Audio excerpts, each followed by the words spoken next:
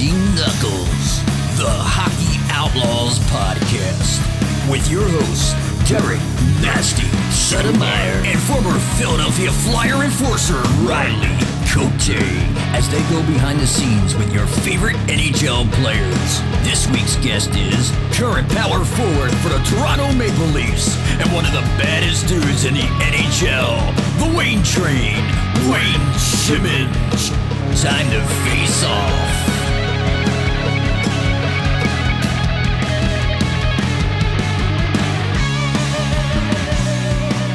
All right, welcome back to Nasty Knuckles. What's happening, Nast?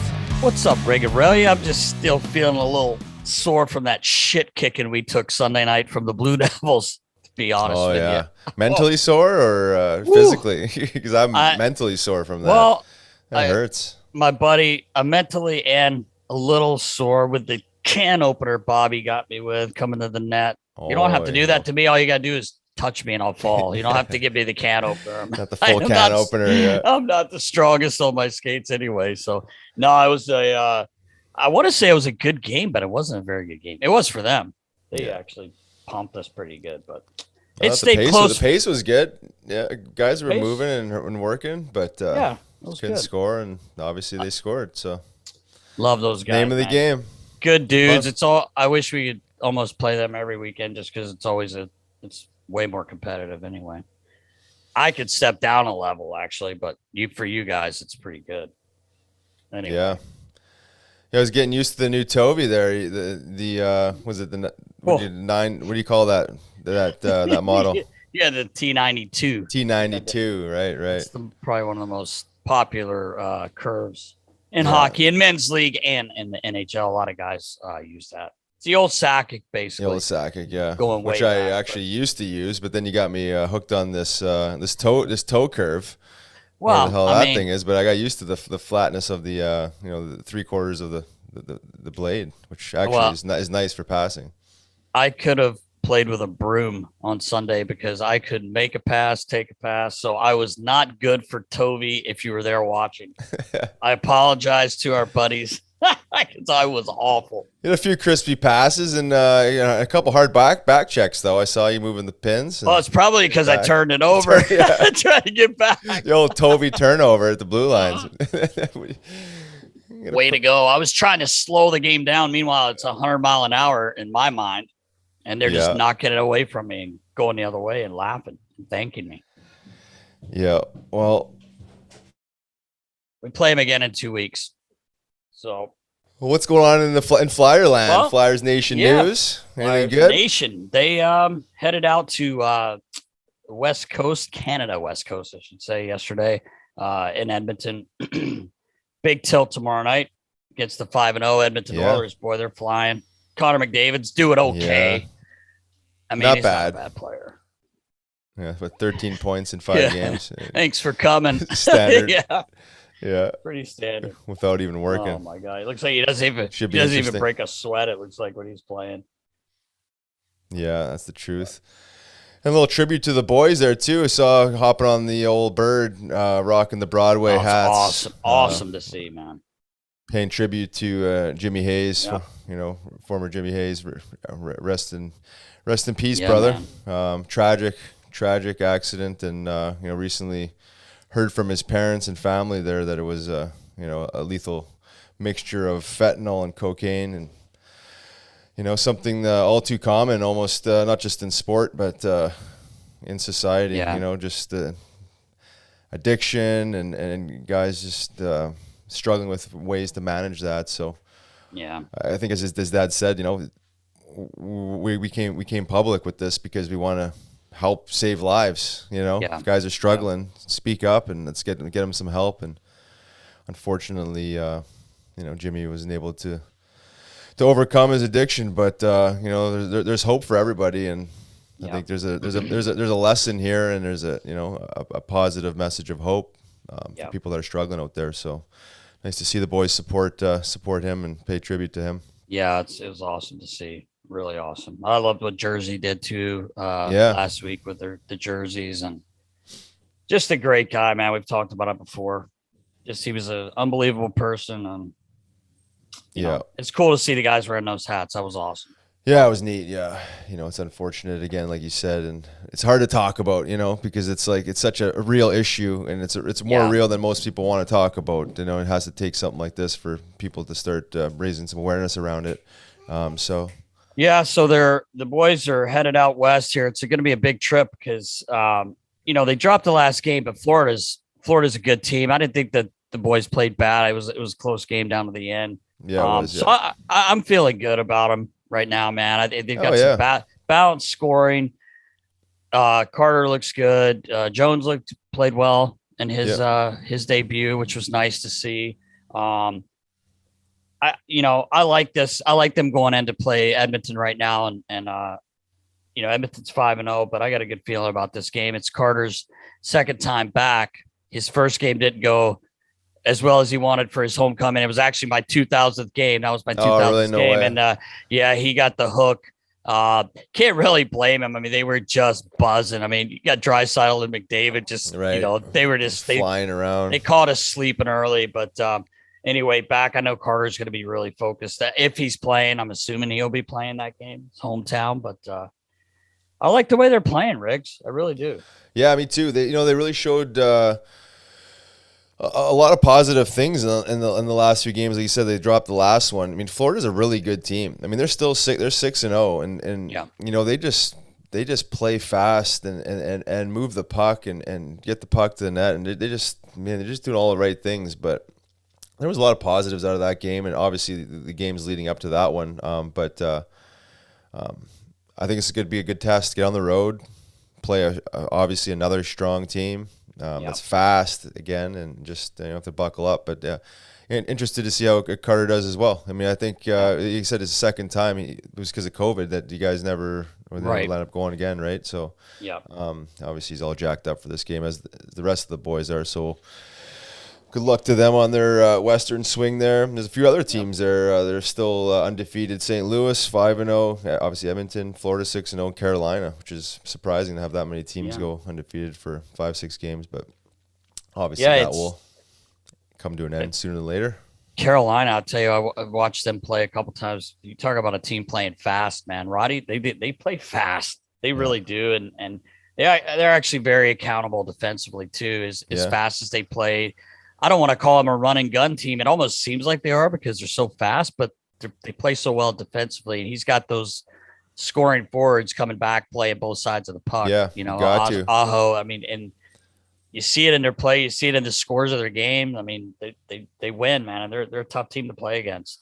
Yeah, 100%. That's what I noticed about Florida as well. Not to go back to Florida, but you know, as much as they were pressing offensively, like they really helped Bob back on the back end and getting back. And, you know, it's almost like, remember Lavi back in the day was like, he's almost like, you know, preaching offense, but it's like telling guys to make, you know, obviously calculated risk plays, but like if you make a mistake, just like we gotta get back and defend, right? I mean, that should always be the mentality, but good teams do that because you can't sacrifice the offense by just playing overly defensive, but you know, your good mistakes are going to be made, and you got to have to hustle back and readjust. So it is interesting that you can get guys to work both sides of the puck if you know, obviously if you're a good coach and you can get guys to buy into that. But interesting stuff there, and be interesting how these teams move forward because even Calgary's had a good start. I know they're going to play them too. I mean, they're playing well also. So. Yeah, lots of good hockey already early on. So,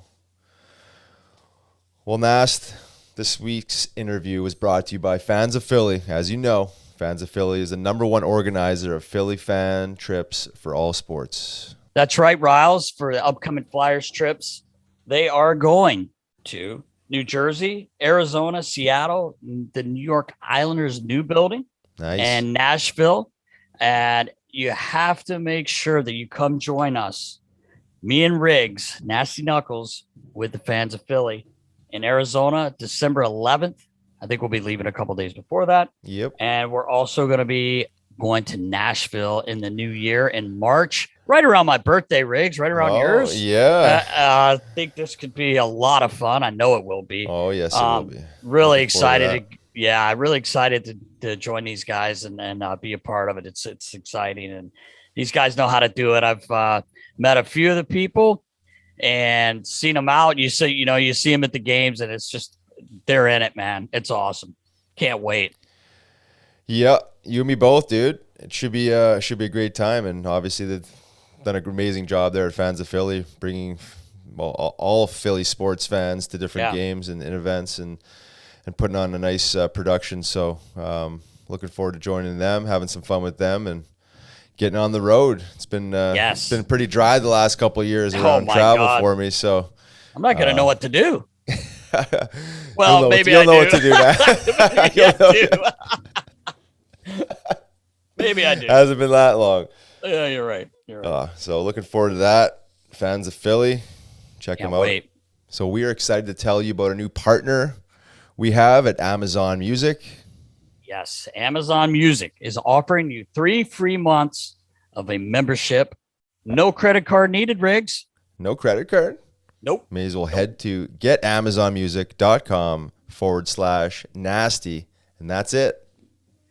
Riggs, you get 75 million songs in HD, no commercials, always on demand. Listen to unlimited music and podcasts like Nasty Knuckles there. And just like Rick said, type in getamazonmusic.com/nasty for 3 months free. Beautiful, Nast. Yes. Sounds like a great deal, and no credit card. Loving that. Who wants to bring out the plastic if you don't have to? I mean, even though you're rocking the black Amex, I mean, it's not a big deal. You just don't want to bring it out. Who does? I know. All right, Nast. I think it's time. Let's get into episode 46.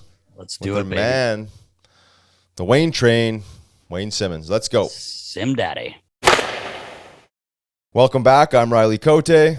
And I'm Derek Settlemyre. This week, we are so fortunate to have our good friend, power forward, the Wayne train, Wayne Simmonds. Sim Daddy, what's up, my man? I love you and I miss you, brother. Man. I miss you too, man. Miss you too. How's everything, guys? Good. What's up, Simmer? Not much. We're just in Carolina right now, so we got a little off day here, a little downtime. That's my hometown, baby. There you go. Hey, guys, boys are probably like, get us out of here. Why do we got to be here for a day off? No, it's actually nice, man. It's nice. The weather's nice. It started getting a little bit colder in Toronto, so we come down here, get a little bit of nice weather, chill before we play on Monday. So it's not a bad place to be. I'm not complaining. Trust me. There's way worse places than being in North Carolina at the Umstead right now. Right. I was going to say, I like that Umstead. That's a nice hotel there. Yeah, it's solid. They keep it in good shape here. Great steamer there, Riggs. I don't know if you ever got it. You stayed at the Umstead, yeah, of course. Yeah, I remember. Yeah. It's a good stop. That was where Bucky had his. Oh yeah. Yeah. Buck Diddy lit that place up. Yeah. Walking the lobby and senior assistant coach giving foot massages in the lobby. at 3 a.m. Yeah. That's always a good sign, eh? Oh man. Him and Aaron Ash. Oh man. But anyway, Simmer, what's going on, man? You're in your hometown getting to play hockey, man. It's pretty cool.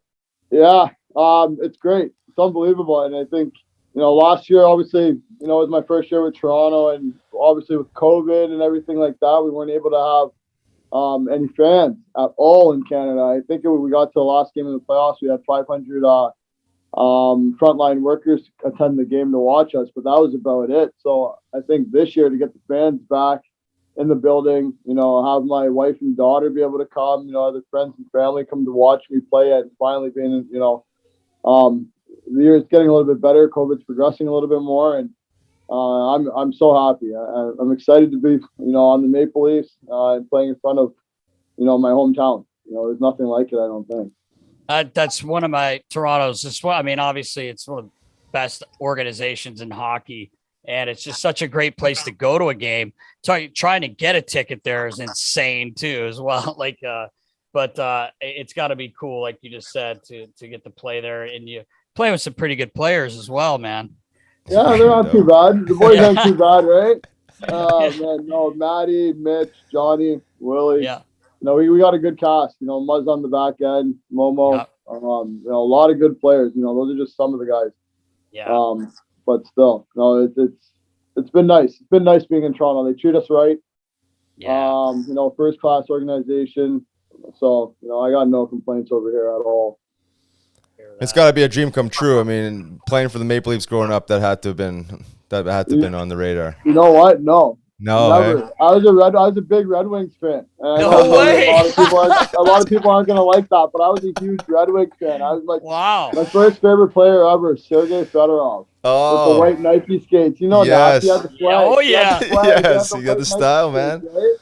Yeah, So he was my flair, favorite player growing up, and so I just gravitated to the Red Wings. And then obviously I'd watch the Leafs play quite a bit, being from Toronto and then being on TV pretty much every night, that they had a game. So I definitely enjoyed, watching the Leafs, but they were never my number one team. And then like before, when I was younger, I was like, yeah, you know what, maybe I wouldn't want to play for the Leafs. And then, a couple of years ago when I got a chance to sign, I jumped on it. I just kind of had like the bubble went like the light went on in my head, and I was like, what do you mean, you dummy? Like, this is your hometown team. Like, right. You're from here. It would be an honor to play for the blue and white. So, and it's been everything that anyone has ever said to me. About awesome. the organization. Everything's been unbelievable, and I'm definitely happy I took that opportunity a couple of years ago to sign here. Yeah, I was happy for you. Yeah, you look good in blue, dude. Yeah, you You did. did orange and black, but you look good in blue too, man. That's it, that little 2-4 blue white. Philly will always be my second home, no matter what. I think right. when you come through Philadelphia, I think the love that I got from the fans, obviously the organization itself, every single person within the organization. I had a great time in Philly. I loved it. The fans are nuts there. I thrived off of it. It was just like sending a jolt through your body every time you'd step on that ice, Yeah. So Philly will always be a second home to me, no doubt about that. Don't get that twisted. Of course. I'll tell you what, Simmer. I don't think in the eyes of any fan in Philadelphia you could do any wrong. I mean, you talk about a fan favorite. We'll get into that in a minute, but I don't think you could ever do anything wrong here in Philadelphia, man. But I wanted to ask you one quick question about TO.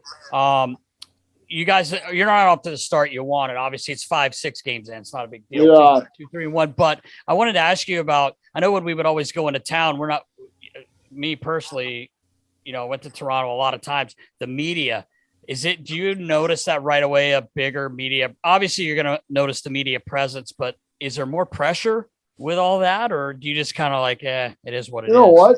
To be honest, like this whole COVID thing has like it made everything like so like simple. Like they don't come into the rooms. Like we only saw them on. True. Like, yeah. You know what I mean? So like we only saw them on like via like Zoom and stuff like that last year after games. So no one came in the rooms. And then this year we go outside and we ask, but the media presence isn't as big as it would be in normal years. Right. So I think it's a little easier not to be, consumed by it. I think especially when we got like the start we've got off to, they do write a lot about, the Toronto Maple Leafs in Toronto. But for me, I don't really read anything. I try to stay away from it. It's not something that, I think from, the mental standpoint, you want to be reading day after day after day after day. So, for me, I stay away from stuff like that. And, I guess you can feel the heat, but you don't I don't pay any mind. It's good advice for any for any up and comers as far as not listening to the outside noise, right? I mean, because you can get yourself wrapped up into that stuff so easily. I mean, you're in Philly, obviously, too, which is it's the same bad thing for in that. Philly, man. Like Philly's a huge, crazy sports town. They're always writing about the boys in Philly, right? So if you were to sit there and read every single comment or read every single newspaper when you're not doing well, you're going to put yourself in a hole. Yeah. So I definitely advise not to. Yeah. You know how it goes, right? Yeah, exactly. Spoken like a wise old veteran right there, right? Oh, I mean, you learn because it's if you want to preserve mental health, like you're saying, man, you gotta keep the bucket clean. Hey, Sim Daddy, how big of a chuckle did you get out of last year when Jake kind of like had his moment there with the media where he went to answer a question? He said, I just got to say. he always like, I was waiting for something like that. Like, he always, he's not shy. He's going to say what he wants to say. He's going to say what's on his mind. And I had to laugh. I couldn't believe actually he said that, to be honest with you. I know. Like, it was definitely funny. I was dying laughing. Oh God! And TK, Travis Konechny's like drinking his water. He almost choked. Yeah, I was choked. Looking over. I almost felt bad. Oh God! But so you got to. I had a quick question about you. Obviously, before you got to TO, you finished up in Buffalo. Only 7 games I think you played there, but you had been in Jersey. Things weren't going great, not just for the team. I mean, like there, and you get picked up at the deadline.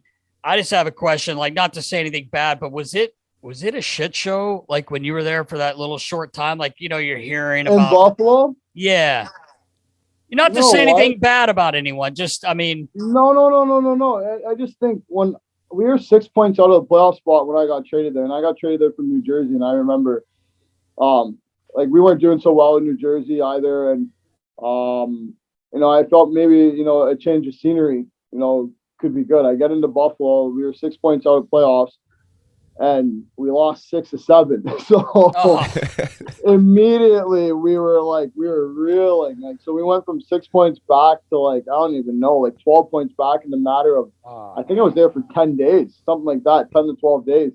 And then COVID hit. And I was like, is this a good thing or a bad thing? I shouldn't even be saying that because I don't want I hear you, man. It's silver lining. Right. I don't want to downplay what COVID has obviously done to the world. But it just was like, I don't know, you could tell everyone's frustration level and everyone wasn't, not everybody was on the same page. That's all I can notice. Yeah. So it was difficult going in there, but there's a lot of good people within that organization. So I'm not going to say anything bad about them. Right. I figured that's basically what we've had a couple guys that we, just to ask, because it's just, when an NHL team has a different coach and a different GM about 4 or 5 years in a row, it seems like it just, you're like, what's going on, man? It would have to be tough, right? For the guys who have actually even been there, like over that whole period. Like I know they have like Ikes, Ristolainen, like Reinhardt, like those guys were all there for that whole time, right? So it's got to be tough when you're seeing new faces every single year. That's definitely not what you want. You don't build the comfortability level like that and, get the team going. So, yeah. And then when you're out of the playoffs by that much, it's just like it's nearly impossible to get the boys fully going for any game, right? I mean, you can't get everyone on the same. You maybe have 5 guys here, 5 guys there, 10 guys sometimes, but like when it's unfortunate it happens that way, but it's just the way it goes. When it rolls, when it goes bad, it goes bad. Yeah, that's the truth. Yeah. Everyone's playing for something different instead of what the actual goal is, right? You're playing for the next contract, and you're playing for whatever it may be. A couple stats, they might have some bonuses or something they want to hit, and it's sad to say though, but like it happens sometimes. It's true. And then going back before you were in New Jersey, your experience in Nashville, it seemed like it was a pretty solid year for you individually and as a team. Would you say so? So it was when I was in Nashville, I got traded from Philly. So that was my last year in Philly. I got traded. I remember I played the outdoor game at football stadium there. We won, and then right. That was my last game. That was my last game. I remember. I still remember I had friends down. And we knew it could be my last possible game, and it really sucked. So that's the way it happened, and it ended. But like, I got traded to Nashville. I think the next morning the trade deadline was. Got traded to Nashville. Went in there, and I got hurt first game of playoffs. I got a puck off the knee from Roman Yossi, one-timer, and then shut me right down. So I didn't even play in that series, which was obviously heartbreaking. It sucks. You want to make playoffs. You want to have a chance to make, a statement and, show your worth. And, I got, a piece of my knee chipped off. So yeah, it's tough. it was brutal. I remember, obviously I remember I was there. We were rolling. We were rolling. We get into that game. We found a way to win that outdoor game. It was the first one we won. Like in Philly, right. I remember, finally we found a way, the rain, everything. You had a big play in that game that turned it around. I mean, a clean hit, and they ended up losing 2 guys because Ghost went in to kind of help. And so one Dumoulin goes out, and I think he not jumped him, but just grabbed Letang. So they end up with 4D anyway. Game of hockey. We end up winning a game, and you could just in the room, everyone's praying Simmer's not going anywhere, and the next day I remember Sim Daddy, when you came in the one time and I was like, nothing yet, right? You're like, no, not yet. Listen. And I'm like, I remember going back into my office going, please. And I swear to God, like 3 minutes later, it comes up and I'm like, but it was brutal. And then I thought I was going to be in Philly for a lot longer than I was. And unfortunately, it's hockey's a business and stuff like that happens. So yeah.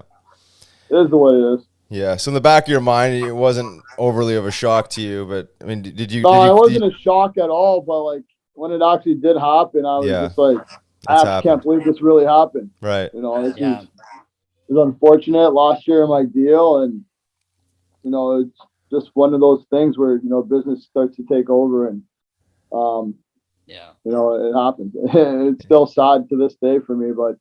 You got to move on. You got to keep going, forging your own path, and continuing to play the game.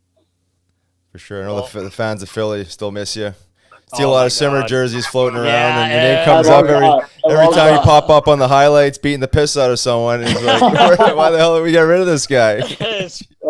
Scoring big goals, doing it all, man. So Simmer, you we're just talking about your last game, but you were a part of a really big trade in Philadelphia and LA, and you're a young player. You come in like, I mean, obviously I remember you coming in, but like, what were your feelings when that trade goes down? Cause that's a big trade, man.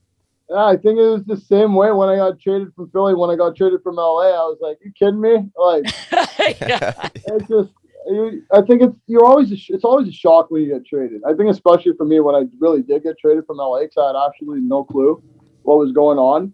And then I remember I was at my uncle's cottage in PEI, and I was there with my dad, my brother, and my uncle, and the 4 of us were just hanging out, whatever, for a week. And I got a phone call saying you've been traded to Philadelphia Flyers, and I'm like, what? Like, it was kind of a quick phone call, and it's so funny because Hexy traded me both times. Hexy doesn't like me too much. He came got me again. But yeah, I got my phone call, and I'm like, what, really? And I'm like, I actually can't believe this and that. And I learned it was to the Flyers, and I was like, okay. I'm like, all right. I obviously watched Big E, LeClaire, and all those guys, and I love the Legion of Doom, and Philly was just like my style. Right. I lived for that. I lived for that. Right. So, I was pretty excited. I remember Homer picked me up from the airport when I landed like that next day, and he actually scared the living shit out of me. I bet. He didn't say much, and he was just this big, scary looking guy. And I was like, oh my God. I ended up being the nicest man in the world. Yeah. Oh my God. Yeah. He has that effect on people. Look, man. You first meet him and you're just like frozen. You're like, I don't know what to say and or do. Like, right. Take me to the hotel, please. Right. Well, Simmer, you come in first year, man. You buried 28, 114 minutes. I mean, it's just your game, man. You're a hard-nosed player. You play the game, to me, the right way. You're always there for your teammates. You're always a huge lift, really good in the locker room. And, I mean, right away, like I said, you became a fan favorite, man. It didn't take, any time at all. And you're still, like Riley said, I mean, we go to the games and anytime there's clips, I mean, people are going nuts. Anytime we posted things about you, and people love you, man. And what a great run here, man. A lot of good times. good guys. You got to play with Yogs. That Yeah, that was first year in Philly. I got to play with Chris Pronger and Jaromir Jagr. Are you kidding me? 2 Hall of Famers. And I'm just this is okay. This is cool. Okay, this is all right. This is unbelievable. And I think just coming in there, I kind of wanted to reinvent myself as a player. Obviously leaving LA, I think I was more of a defensive guy.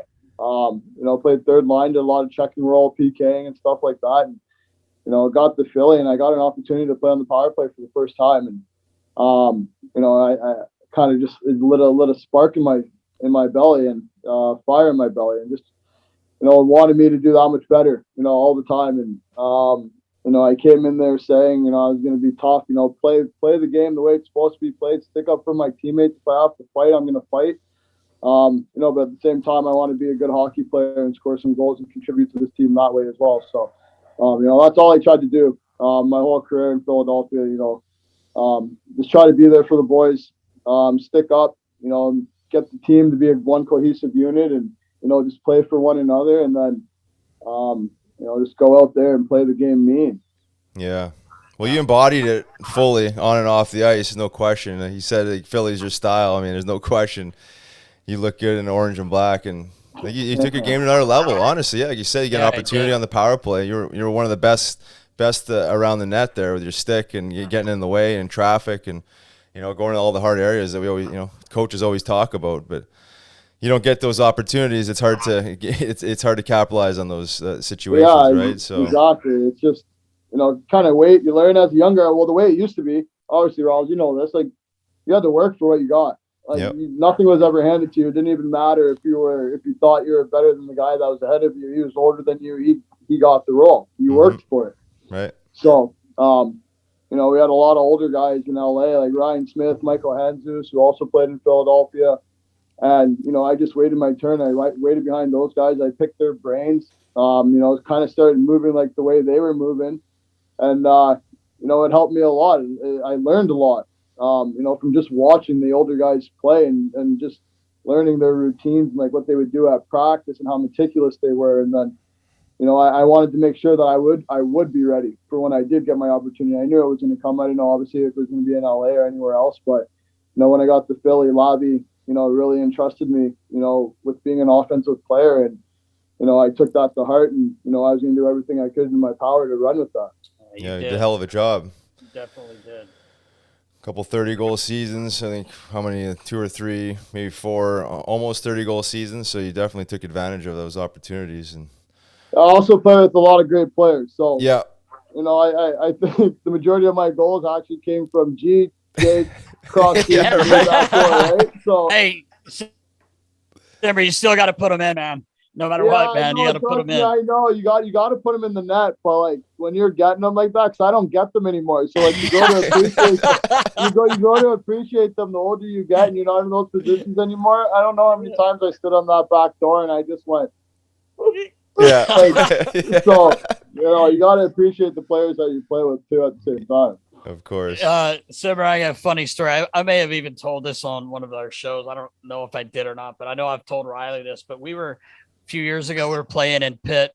It might have been the last year, and your last year in Philly. But I went down to see my buddy Tags, one of the equipment guys, and Sid happened to be sitting in the room, and Phil Kessel had sent down for me. He wanted to talk to me, so that's why I really went down. So, of course, Sid's on his gear, getting ready to work out and everything. It's the game's at 7. I think it's about 5:45. Phil's in his suit. Phil's in his suit. Right? Phil just got there, right? Just all disheveled, right?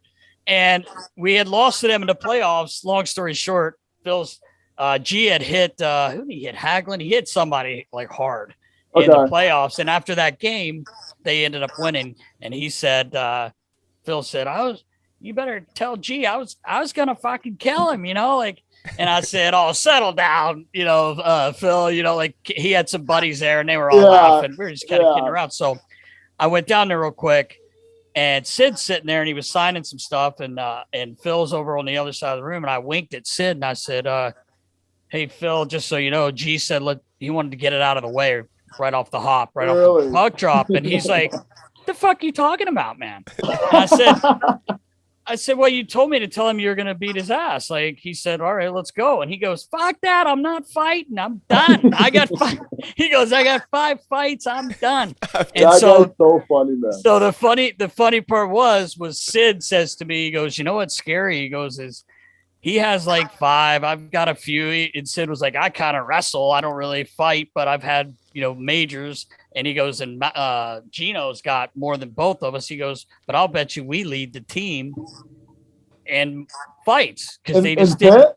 Yeah. I mean, oh altogether. My God. Well, because they had got rid of Revo. Remember, That's they right. had him. That was after that. So that was after they had like obviously like Tanner Glass and all those guys. Yes. Mm-hmm. So this was And so Ash.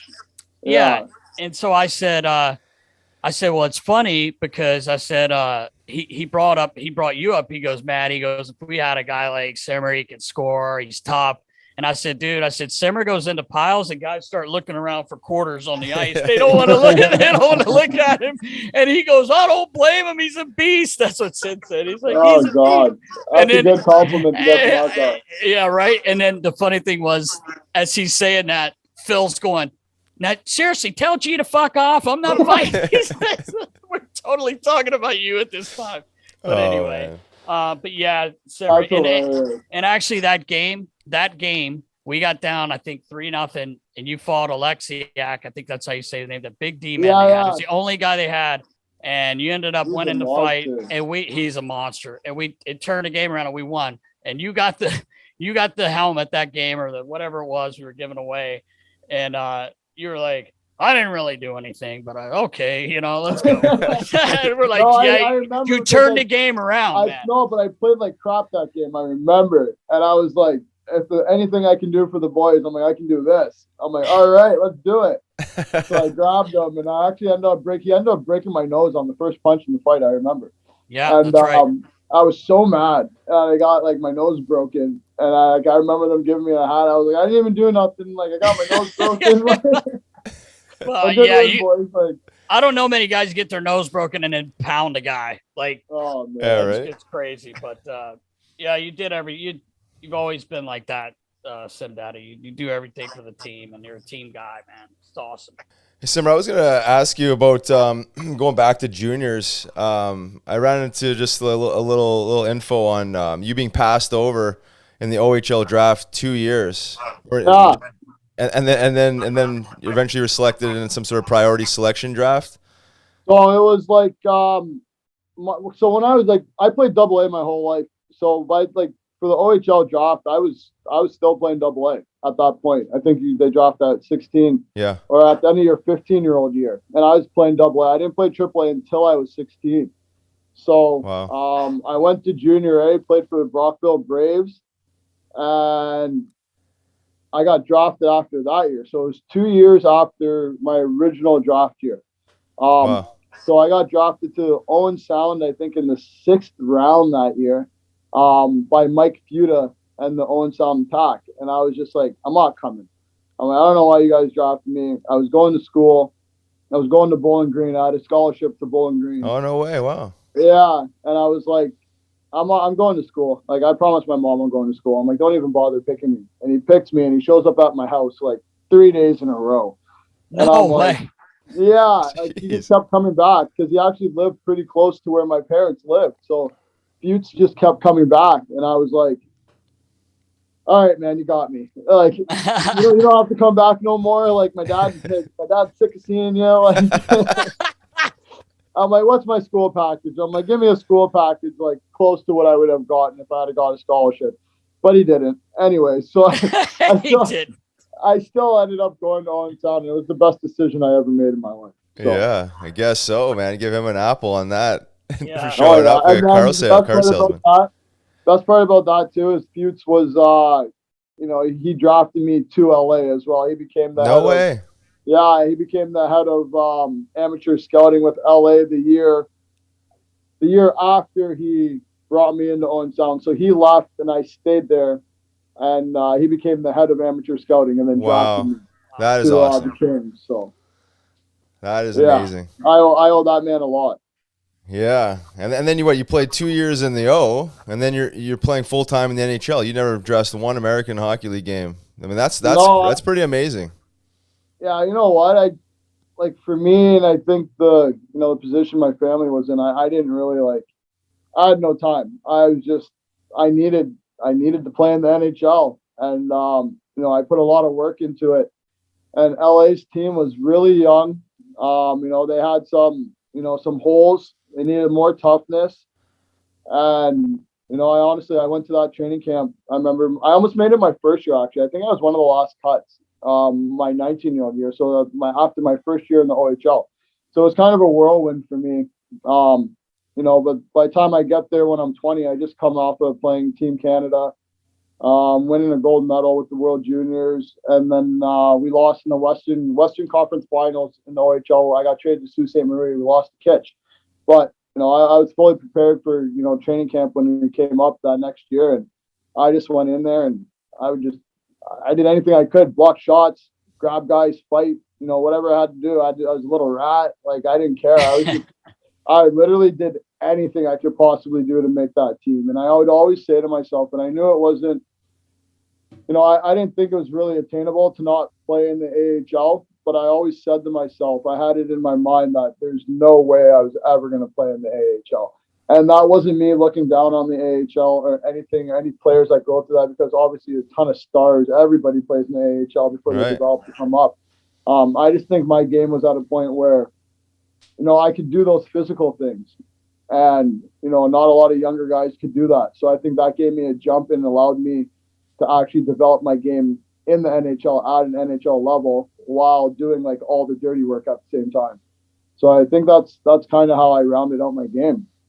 Yeah, that's interesting stuff, and it always goes back to mindset, right? You believe so much in yourself and your ability to have that thinking, right? I mean, that's there's a difference between say arrogance and confidence, right? I mean, around your belief system, but to believe in yourself that much, and that's really what it always comes down to, is believing in yourself. But that's, again, it's really amazing, because not too many guys play full time in the NHL without going through the American Hockey League, at least, a handful of games or something even, but that's... Yeah, no, trust me, I realized that. My best friend's Chris Stewart, and he was the first round pick, 18th overall to Colorado. And he played in the AHL, and he goes to me, I remember telling him, I'm like, I'm never going to play in the AHL. He's like, you kidding me? He's like, I'm a first rounder, and I'm in the AHL. He's like, you think you have a chance? And I'm like, and it wasn't even it was just we were just out one night, and we were talking to each other. We were talking garbage to each other. And I'm like, all right, well, watch, let's bet. And we made a bet. I'm like, I won that bet. Yeah, right. No, that's powerful stuff, man. And then, I've heard rumblings. I want to see if there's any truth to this. But maybe it was that off season leading up to the year that you actually made the team. But you were living out of your car, maybe before you were in a hotel and stuff like that, just slugging it out and doing what you had to do. So I was so when I got drafted to LA, I was living in Anaheim. I was working out at TR Goodman's in Venice Beach. So me and Chris Stewart were living in Anthony Stewart's wife's apartment, well, his girlfriend then at that time, her apartment, because she went to Cal State.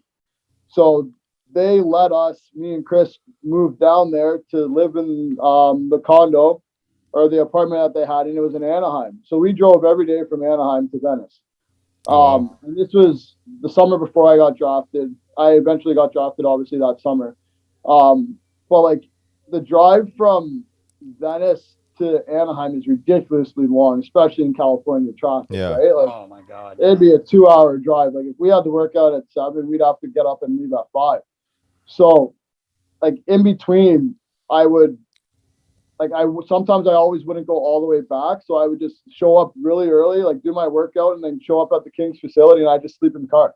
I didn't actually live in my car, but I spent a lot of time sleeping in that parking lot in that car, just so I could make sure that I was there on time and ready to do what I had to do, because the miles that I was traveling were ridiculous at that point. So it actually ended up being a blessing in disguise, us moving out there for the summer to to work out with TR Goodman, because I ended up getting drafted by the Kings, and everything was right there. So I learned California, or Southern California anyway, pretty quickly.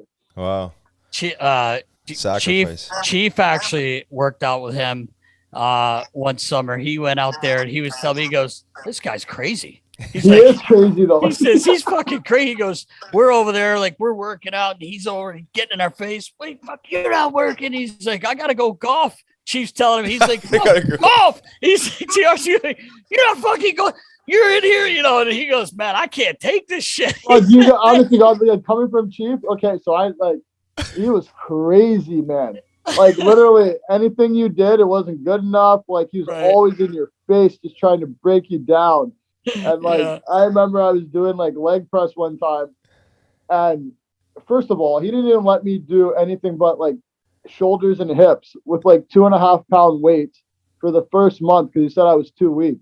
So I literally 2.5 pounds on my wrist going like this, 2.5 pounds like ankle wraps, like doing whatever. The humbling experience. And like one day he'd let me do 5 pounds, and then he'd look at me and be like, "No, you're not strong enough. You're not strong enough. You gotta use the 2.5." So like he'd play mind games with you, and like it would like drive you crazy. But you know what? I can honestly say that was probably a big like step in like my mental progress. Like working out with TR Goodman, the way he tried to break you down, like he wanted you to quit. Yeah. They would make you work out so hard that by the end of it, you'd want to quit. So I can understand where Chief's saying, Chief was already established in the NHL. And he's saying, I don't want to do that. I'm going golfing, man. Yeah. And he said he'd be like in his face, and Chief would just like laugh. You know, he's like, "This guy's nuts." And he's like, "Why are you laughing?" You know, like Chief's like, "Because you're nuts, man."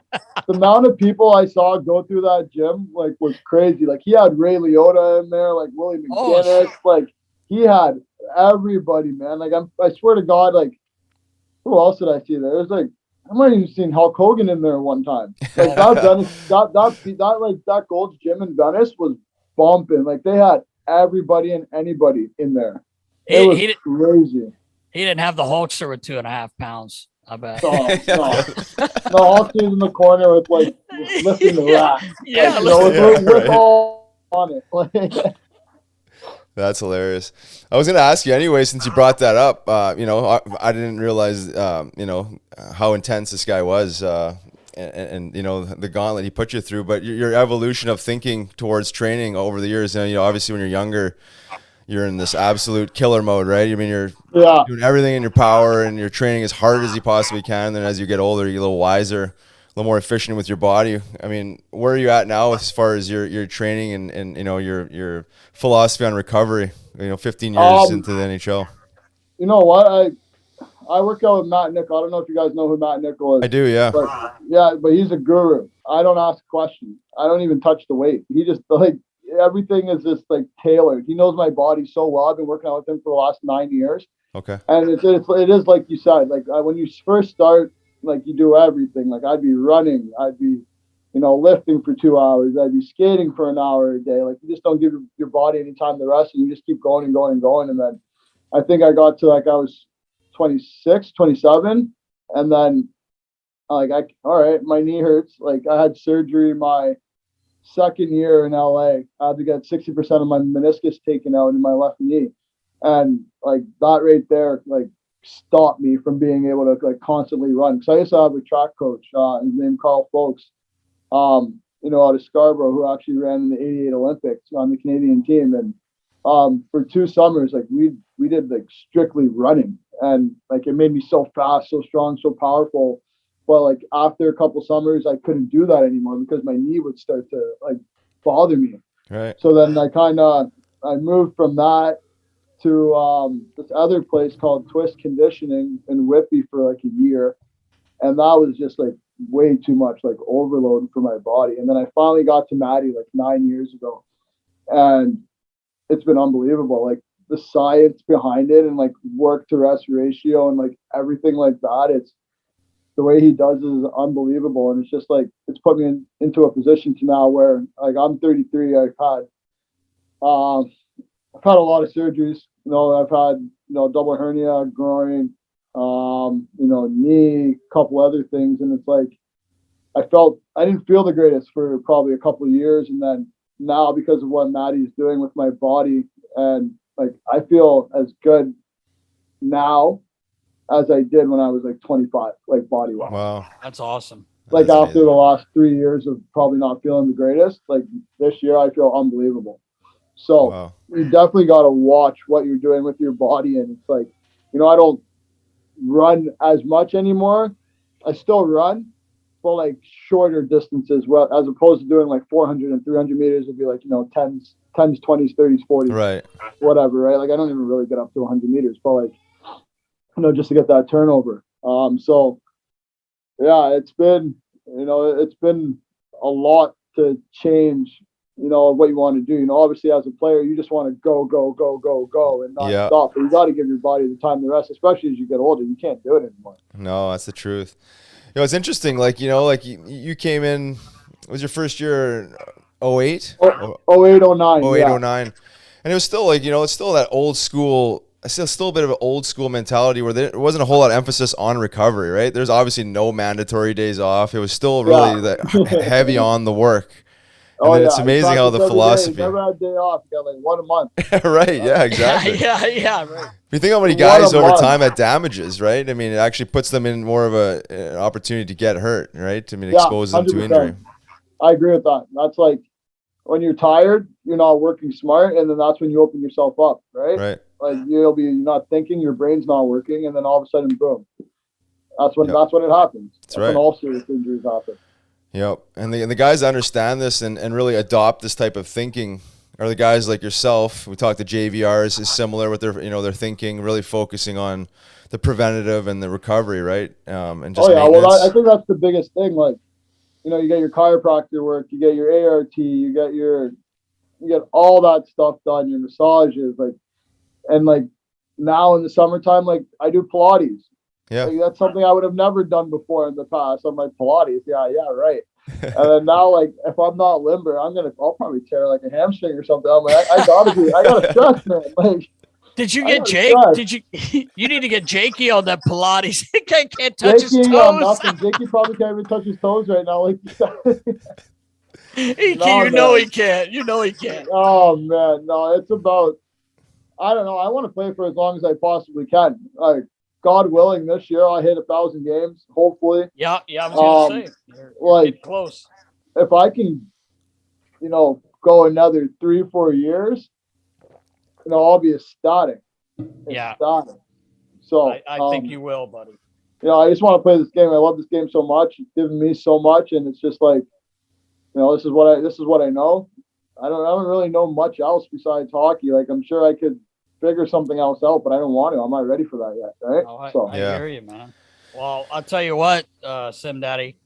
In 2017, we jumped on a bird after a game and went to LA. Yes, we did. And one of the three here ended up with an MVP title from an All-Star game, and it wasn't Riggs, and it certainly wasn't me. Definitely was not. Although I may have got a couple MVPs off the ice during those 2 days. No, but kidding, man. We can't not talk about that weekend, man. I had tears in my eyes watching you get the award. I mean, it was one of the I was so happy I was able to. That just happened to be my turn to do the All-Star game and getting to see you win it, and you played so well. It was just awesome, man. And our boys, that was special.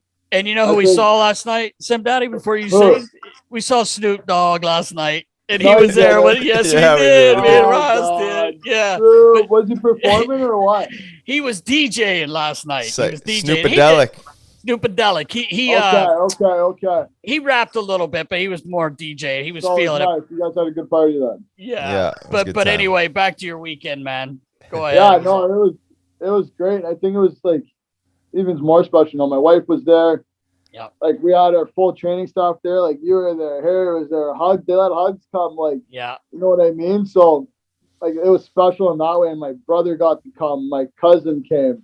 So I had some family there, and I think being back in LA made it even sweeter. Like, yeah.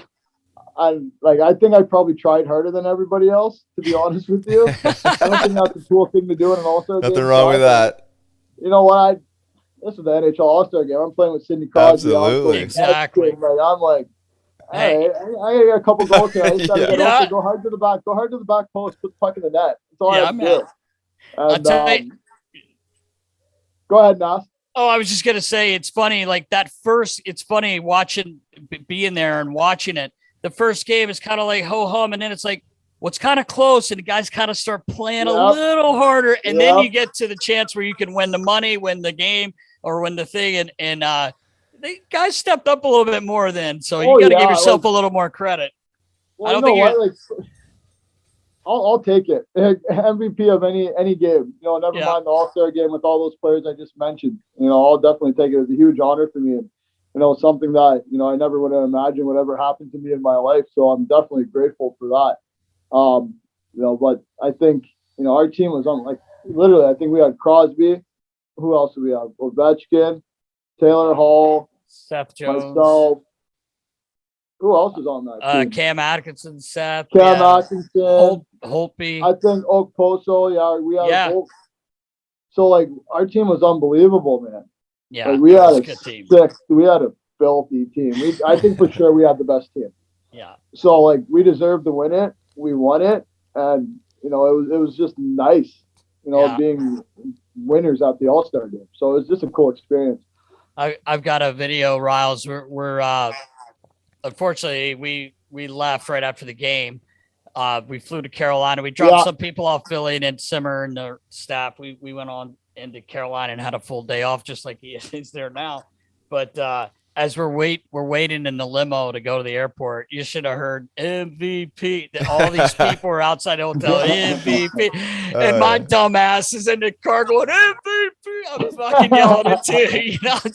I'm just like the fans. But it was an awesome weekend. I mean, it was my first and only All-Star game I got to do, and it was so nice to get to do it. Yeah, we did it together, right? It's my first and my only too. So it was awesome. That's a pretty cool experience. Good time with good people, man. That was the best part about it.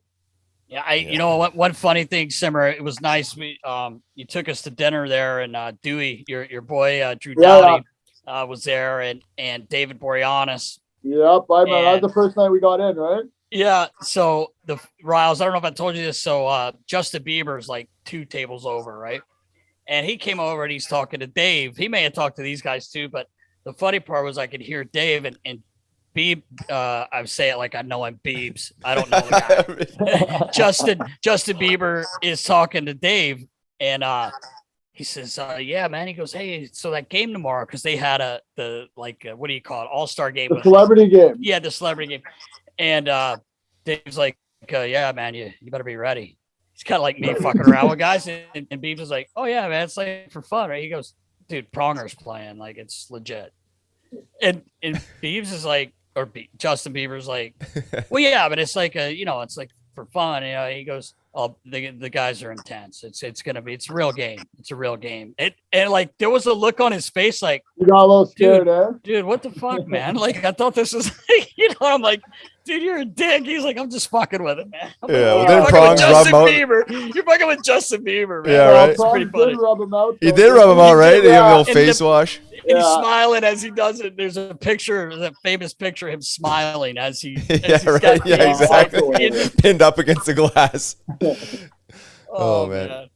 I got a picture with him too. I had my daughter's like, "You got to get a picture with him." I'm like, "Hey," but I asked him, and he was like, "Yeah." Oh, actually, Miles from the Kings asked him. He's like, "Yeah, no problem." So I'm like, I have my phone. He actually goes, "Here, man." Takes my phone out of my hand and gets it ready. He goes, "All right, let's go." And like he's like smiling. He's like smiling. So I like smile like, and he goes, he gives a straight face. So I'm like, I'm smiling, and he's cheesing. Not. And I'm like, "You asshole, man! Like, don't fake me out." Yeah, he thought you good. It was good though. My kids didn't care. They thought I was the coolest dad in the world. Well, as long as you got a picture with the Biebs, you're all right. You're all right, man. Yeah, right. Exactly. They thought I was cool. Hey, Simmer, I wanted to mention, like your bring up your leadership and your over time throughout the years of just like building on your leadership skills. And in 2019, you get the Mark Messier Leadership Award, and that's obviously a huge honor, right? I mean, it's a big deal. But then your work in the world of combating racism and stuff with that Hockey Diversity Alliance. You want to talk about that? Because I know you've dealt with racism throughout your life and hockey career, and what you're doing in a positive way to make change. Yeah, 100%. I think hockey's a great sport. Like, don't get me wrong. I love hockey. It's given me everything that, I have to this day. I think for me, it's about, making this game more accessible.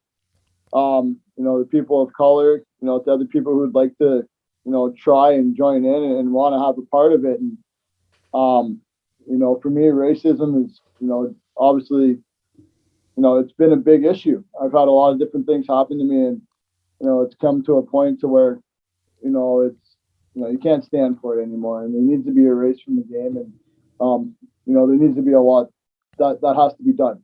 So for me, I just want to be, somebody who, is looked up to, by kids who look like me, so that they can know that, they have a space in this game too. So it's, I feel like it's, it's my duty, to be a good role model, to do whatever I can, to make, hockey a safe space, for everybody. So, that's all I'm trying to do here. This game is unbelievable. You guys know it's given us all so much. And, I think this game, has a lot of room to improve and to get better, so that, we're no longer even looked upon as like the fourth sport. And I think diversity has a huge part in that. I think if you look around and, you look at the NBA, the NFL, they have more of a multicultural fan base, and that leads to, more success for the sport itself.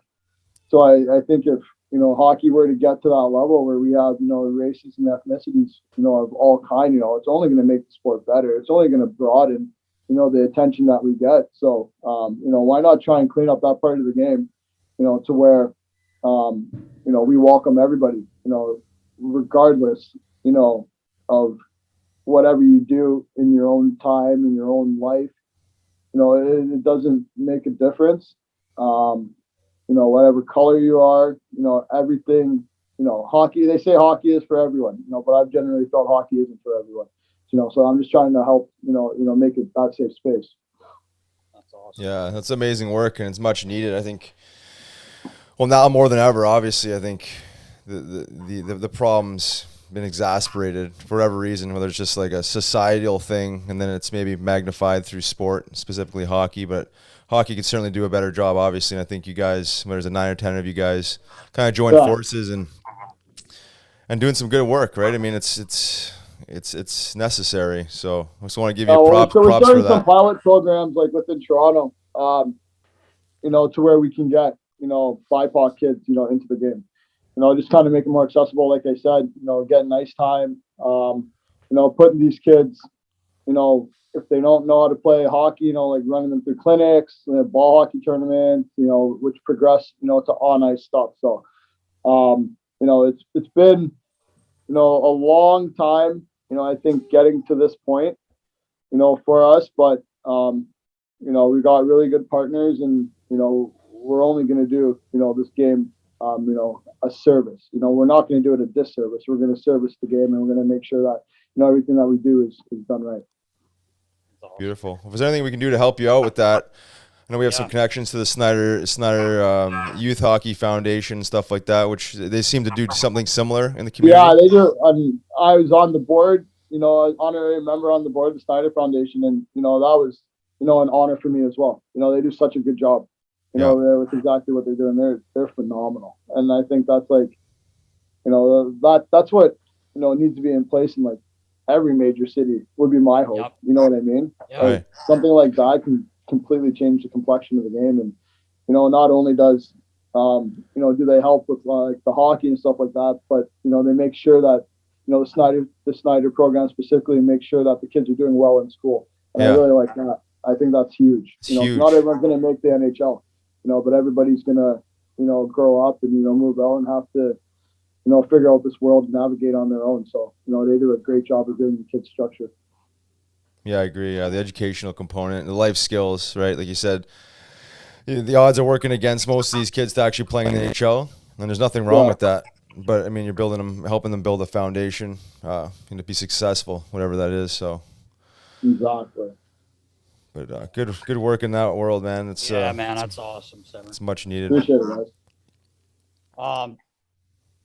I did want to just bring up we stay pretty clean here, Simmer, like PG-13. But I know we can't really tell these stories, but man, we had some fun, eh? In your 7 years here, I just thinking of we had a good time, man.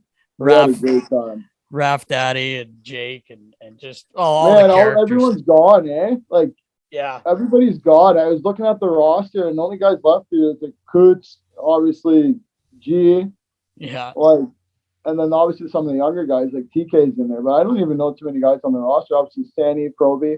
Yeah, they've done like a full facelift. They did a number this summer. They got a lot of new players, and they're playing well. They dropped one last night, but they've played well so far. Florida's got a good team, man. Yeah, Florida does. They're the only undefeated team left, aren't they? I think Edmonton. Edmonton too. Yeah, Edmonton's flying. I think there's one other team too. Maybe Minnesota or something. I can't remember, but really, yeah, I could be wrong. I could be wrong, Summer. But anyway, I think back. I have stuff on Snapchat of all of us. I remember one time we had it might have been a year-end party, and me and Simmer end up with the same shirt on. Remember, we had the same. Remember that? I've got a picture of it. I'm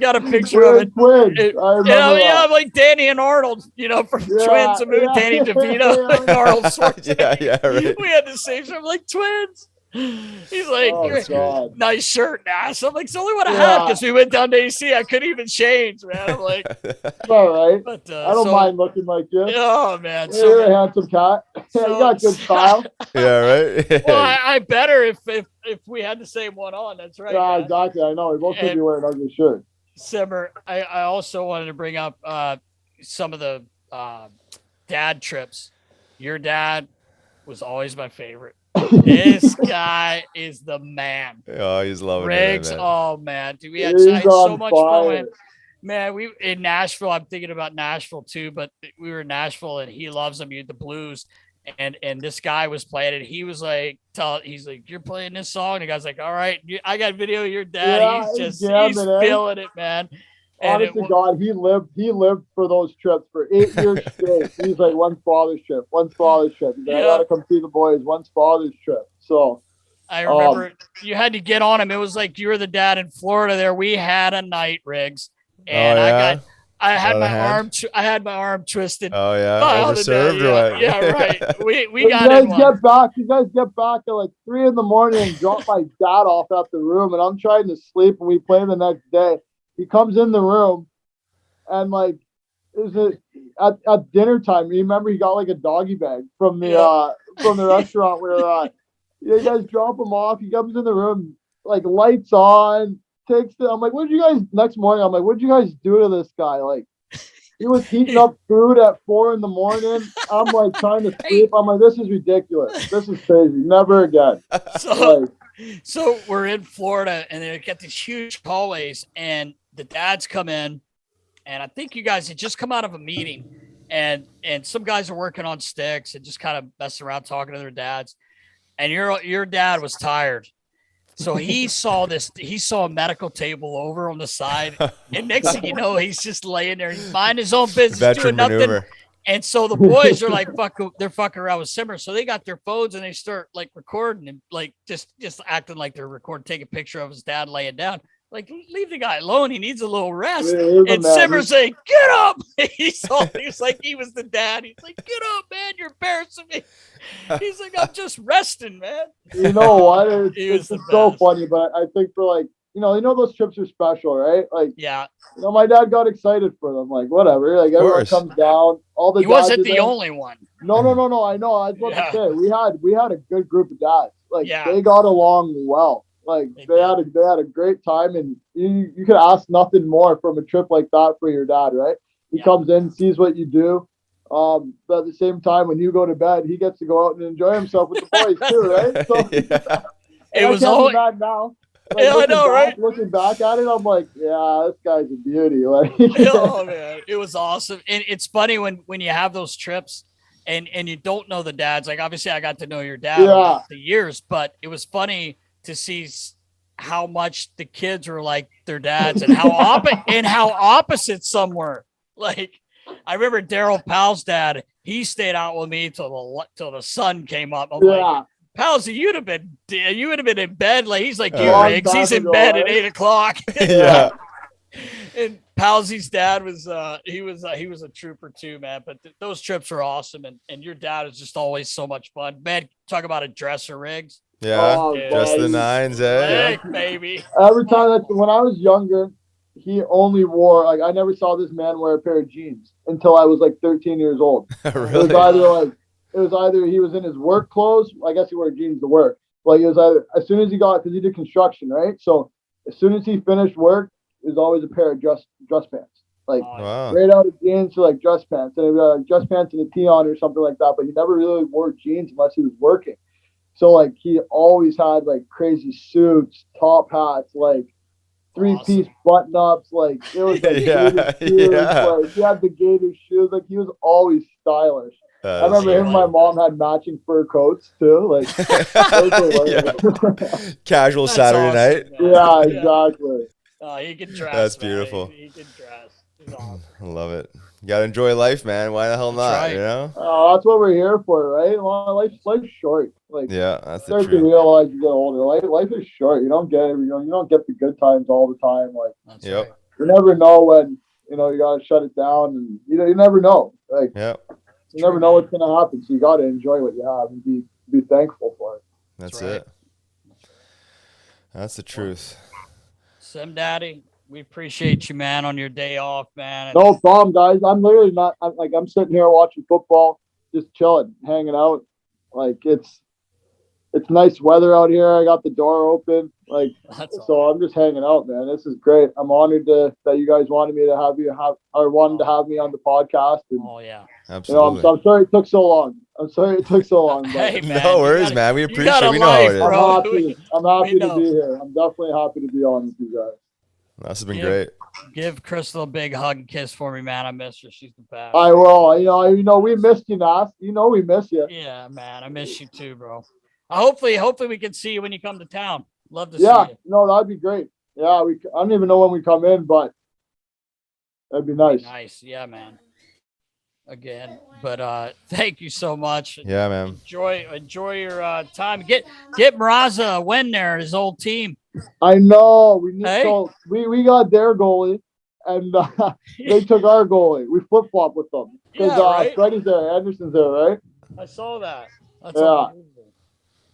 Well, cool, man. Well, good luck, brother. Keep it going. Get that. The train was rolling the other night. You saw my thing. What happened there? I meant to ask you that. When? Well, Pitt. yeah, Pitt. Oh, yeah, we were losing 7-1. What do you mean? Okay. Yeah. That's what I thought. We were losing 7-1. You think I'm gonna I have to do something? Yeah. I know. I'm messing with you, man. And I didn't even know. Like I literally sat there and I was like, 7-1. It's gonna look bad if I fight, but it's gonna look bad if I don't. No, right? No, it's refreshing to hear it still exists in the game, man. Keeping it alive. I'd rather look bad fighting than looking bad not fighting. 100%, right? That's the right attitude. I'm like, we're gonna go out swinging. We're going out swinging. Yeah, it was nice to see. So, that's what that was about. Beautiful. Well, keep it going, brother. Really I appreciate it. appreciate it, guys. Keep doing you. Appreciate it. Will do. All right, Sim Daddy. Later. Hey, say hey to Steph too. Steph also, my girl. Yeah, I will. And the boys, all the Roper. 100%. I'll say hi to all of them. Roper. Yeah. He's a beauty, isn't he? He's the best. Ropes is great. Ropes is great. I love Ropes. All your equipment guys are awesome. Yeah, Bobo, Bobby, Stagger. They're all good. Blatchy. They're great, man. Blatchy too, man. All right, bro. Okay. All right, dude. Take Thanks care. so much, Summer. See you Take care. Nasty, I've been watching your game on the ice, and I know you're ready to take the game outdoors. For over 50 years, Milik has been taking the game of hockey to the streets, driveways, and cul-de-sacs across the globe. Riggs, I can understand you wanting me to go play outside instead of on the ice, but I do love playing outside. And Milik is featuring their MK5 shin pads that are the #1 selling off-ice shin pad in the world, bro. In the world. In the world? In the world. Also, a lineup of hockey goals ranging from the lightweight PVC goals all the way up to a regulation pro steel goal, brother. And that old orange ball that started it all has evolved into multiple balls scientifically designed to perform consistently in a variety of weather temperatures, Nast. Well, I'll tell you what, Mylek also has a wide selection of hockey sticks for any type of playing surface, bro. Maybe Toby? Maybe Toby. Mylek has all of your hockey needs covered. Visit Mylek.com and use promo code Nasty Knuckles to get 10% off your next order. Mylek, hockey starts here. That's right, brother. Love those guys. Yeah, appreciate them. Doing some awesome stuff for the game of hockey. Yes, they are. And I want to thank our awesome guest, episode 46 with Wayne Simmonds. What an awesome dude. Awesome hockey player. The Sim Daddy. Yeah. He does it all. Simma. Got in a little ruckus again last night in Carolina. Boy, they got pumped by Hurricanes last night. They're having a tough start. Like we kind of talked about that with Wayne, but he had to go flying in there for someone last night. I saw that. My favorite part, I thought it was funny when I asked him about what happened the other night with the fight with Boyle in Pittsburgh. And he said, "What do you mean? What happened? We're losing 7-1." Yeah, right. That's what happened.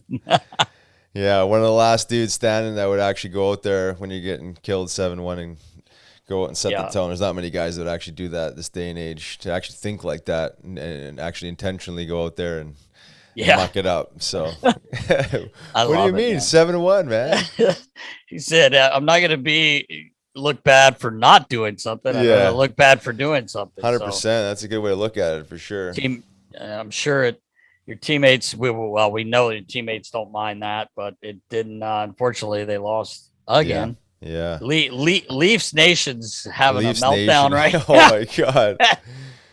That is tough. Justin Bieber's going to stop hanging out with Austin here if they don't start winning some games. I'm kidding, but I know the guy. I don't know the guy. Beebsy. You were calling by a nickname basis there. Yeah, like I know him. Like a Beebsy. No idea. Yeah, they got to do something there because that's a tough start.